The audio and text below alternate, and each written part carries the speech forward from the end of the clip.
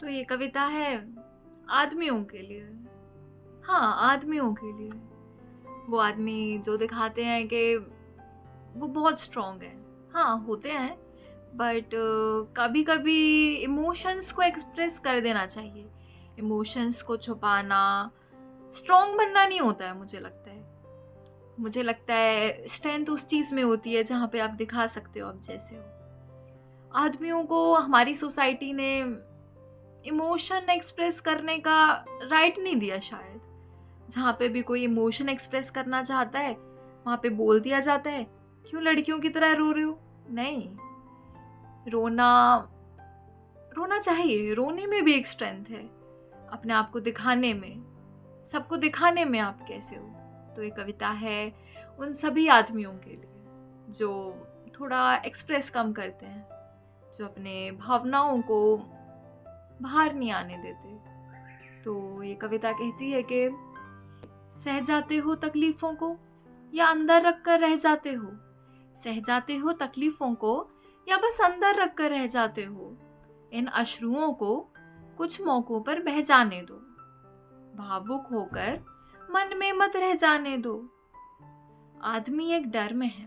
हाँ, आदमी एक डर में है, कल्पनाओं के घर में है। अश्रु कोई दुर्बलता का नाम नहीं।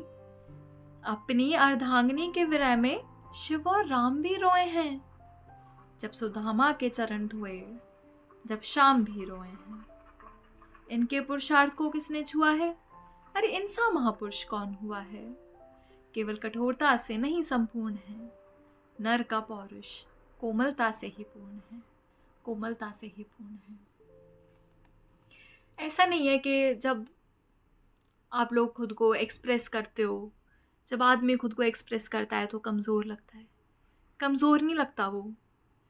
हमारे जब भगवान ने इस पृथ्वी पे जन्म लिया, राम जी ने, कृष्ण जी ने, जो शिव जी हैं, हमने कितनी कथाओं में सुना है कि वो भी रोए हैं, वो भी परेशान हुए हैं, उन्होंने भी खुद को दिखाया है।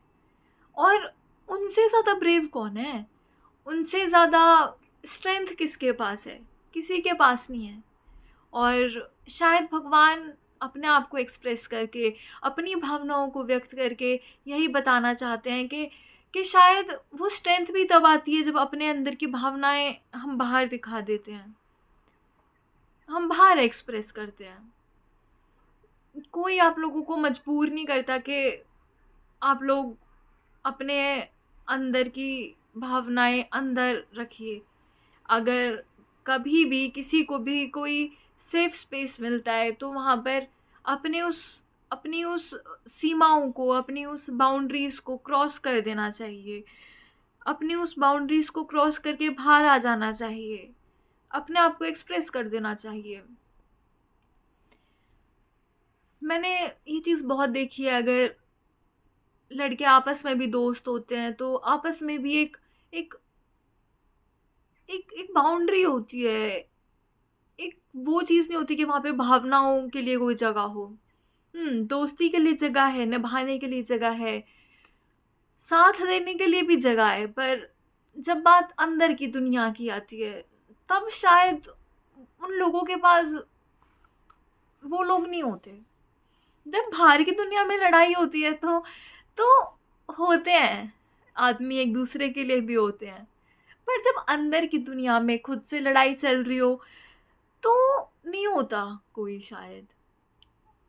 तो मेरी ये कविता का यही मोटिव था कि अगर किसी एक की ज़िंदगी में भी बदलाव हो और वो खुद को एक्सप्रेस करने लगे तो इस कविता को लिखने का मेरा मोटिव पूरा हो जाएगा।